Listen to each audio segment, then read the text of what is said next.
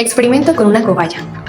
Condicionamiento es una clase de aprendizaje mediante el cual se asocian dos eventos. Existen dos tipos básicos de condicionamiento, el clásico y el operante.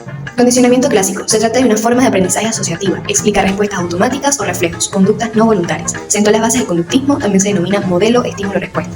El experimento del pequeño Albert de John Watson. La asociación del golpe de un martillo sobre la tabla de metal y la presencia de una rata blanca que previamente era un estímulo neutro acabó por provocar una respuesta emocional de miedo ante la sola presencia de la rata, demostrando que el miedo podía ser aprendido por condicionamiento clásico.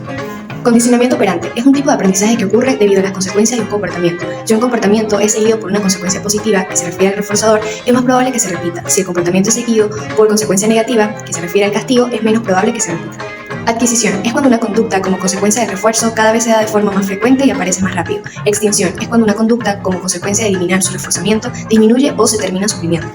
Teoría de asociación. Se trata de perseguir el comportamiento criminal como conducto del aprendizaje obtenido por un sujeto a través de una vinculación interpersonal con individuos que ya son delincuentes. Bases del experimento. Aprendizaje condicionamiento operante de un hámster.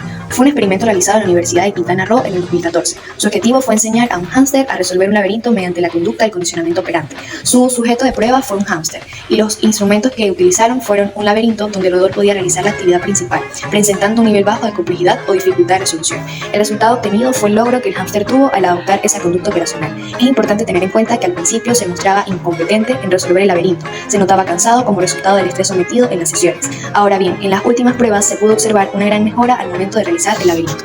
Experimento de laberinto psicología experimental, realizado por el área de psicología general del campus Tapachula 2017. El objetivo fue emplear métodos de aprendizaje del condicionamiento operante en el roedor. El sujeto de prueba fue una rata. El instrumento fue un laberinto presentado en un nivel bajo de complejidad o dificultad de resolución. Y el resultado es que se logró que la rata adoptase la conducta implementada, obteniendo un tiempo récord de 3,33 segundos. Continuando ahora les vamos a explicar con detalle cómo manejamos nuestro experimento. Trabajamos con una investigación experimental con diseño longitudinal.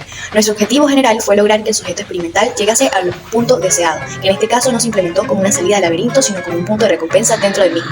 Todo esto con el menor número de desvíos posibles. Las variables del experimento se enfocaron en variables dependientes e independientes, teniendo como variables independientes el reforzamiento positivo y negativo. Para el positivo trabajamos con lechuga, que es el alimento para el sujeto experimental, y para el negativo implementamos un movimiento repetitivo en el laberinto cuando el sujeto se desviaba.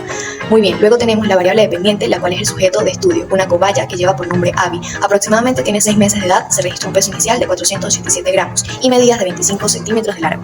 Es importante tener en cuenta que para el segundo día se observó una lesión en la pata trasera derecha de Abby, por ende cambiamos la variable del tiempo por la cantidad de desvíos. Otra limitación que se presentó a lo largo del experimento fue que al trabajar con un sujeto experimental bajo condiciones como la disponibilidad de su dueño, al mismo tiempo que las lesiones de su pata, se nos dificultó tener un desarrollo completo en el procedimiento del condicionamiento. Para el programa del día 4, Abby presentó una lesión de ambas patas traseras, lo que impidió la continuación del experimento, obteniendo así solo 3 sesiones con registro de aproximadamente 20 ensayos. Basándonos en este registro, observamos los siguientes resultados. En la base de datos podemos observar las sesiones, los ensayos, el número de reforzamiento positivo, el número de reforzamiento negativo, los desvíos y aciertos.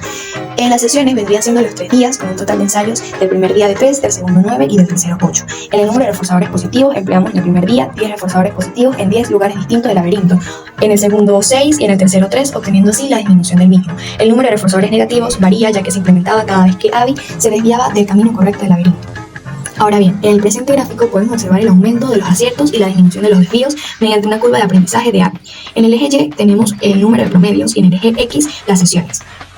Como conclusión pudimos observar que mediante una reducción del reforzamiento positivo, mayor es la motivación del sujeto para realizar el laberinto y menor es la cantidad de desvíos, cumpliendo así con el objetivo general y con el programa de reforzamiento. A pesar de las limitaciones, también observamos que con una cantidad considerable de ensayos es posible cumplir con el objetivo. Gracias por ver este video. Si les gustó, dale like y comenten.